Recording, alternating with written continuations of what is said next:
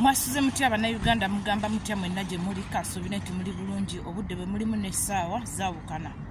Njagala ka message kano katuuke katuuke ku nnira. Bannange abantu abakola ku nnira mutwanguyize endagamuntu zaffe. Bannange tukunze abantu okufuna endagamuntu naddala abavubuka babadde batannaweza myaka gironda kati ng'obudde buno bali mu myaka 17 18 batandise okuba nti ne balengera mu kulonda. Endagamuntu zaabwe ziganye okufuluma. Nina abantu bagenda okwewandiisa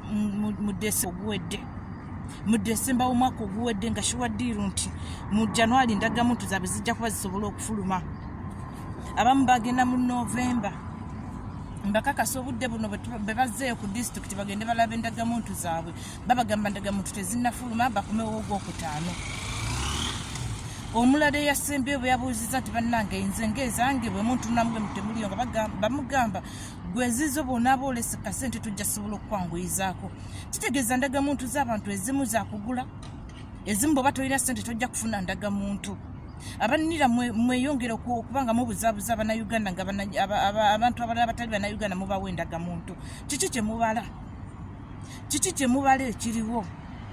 Ndagamuntu z'abantu ezimu zaggwako naye temusobola kuliita abantu kugamba muno bannemuko mujje tuninyiwalinga endagamuntu zammwe. Bannange okulonda kutuusa kwa 2026 naye abantu tebalina ndagamuntu.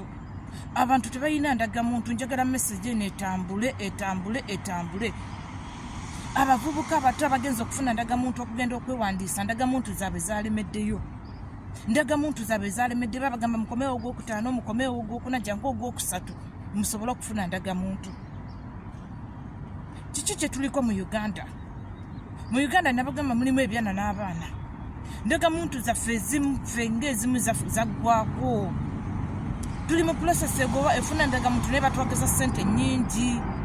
Batwagaza ssente nnyingi okufuna ndagamuntu. Lwaki abalala mubawa ndagamuntu ng'abalala temubawa ndagamuntu?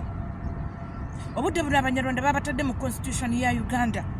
Abona bonna bemulaba batadde mu constitution ya Uganda balina ndagamuntu. Abona bonna bemulaba be baayiye okuva e Rwanda ne bayingira Uganda bonna balina ndagamuntu. Ffe Abannayuganda tetulina ndagamuntu. Wabula tetwetegekera akalulu ka 2026.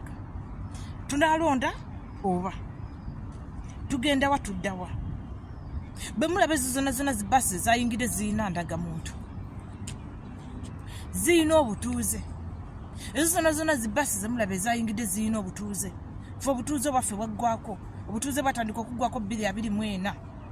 Obutuuze ne butandika okuggwako 2025. Obutuuze butandise okuggwako tugenda wa?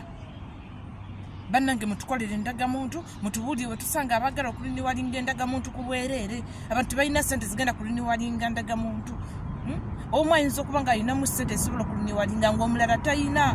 Ng'abantu baavu tebalina we basobola kuliniwalingira ndagamuntu zaabwe.